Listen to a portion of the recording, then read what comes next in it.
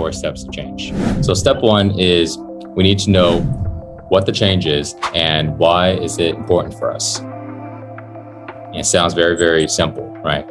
What the change is, what is it that I want to change? If this is a habit, this is a way of doing something, what is it I want to change? And most importantly, why?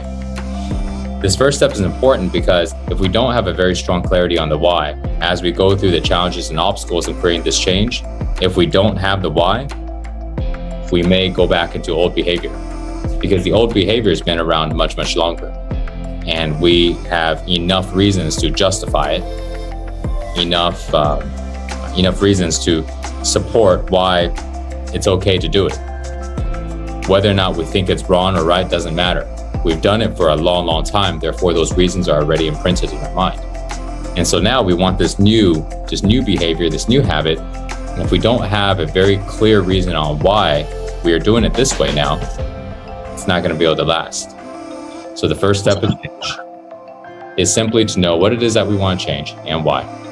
So make sure that your understanding of why is so good that somebody can literally ask you, why is this important? And when you answer it, they go, well, why is that important? Well, what about this? What about this? And anything that they're able to fire at you, you should be able to come back with a thought, a reason, a justification, a reason why this is important, reason why you got to do it. Okay, that's how familiar you want to be with the why. So step 2 is catching it after it happens. So catching it after it happens means we want to change something within ourselves. But this doesn't mean that's just automatically going to change. We set the intention, we know the why, and now a lot of times we will repeat the same behavior. And when we repeat the same behavior, we catch it after it happens, whether it's 5 minutes after it happens, 5 seconds, or 5 days after it happens, we catch it after. And when we catch it after, we reinforce on why do we need to make the change? If we know it, we can just let it go. We can go, okay, I caught it. I already know why I need to make a change. At this point, is there anything I need to remember? That triggered me, this environment, this situation is not supporting this change. I need to stop doing this thing. We recognize something that we need to do differently, and then we let it go and let it be. We don't stay on it. We don't drill ourselves and all this stuff. We just let it go. And then we continue this process, catching it after it happens. Step 3 is catching it before it happens. So this means we have an intention to go ahead and do this old behavior, but we didn't. But we have an intention for the old one. We just simply caught it before we actually did it.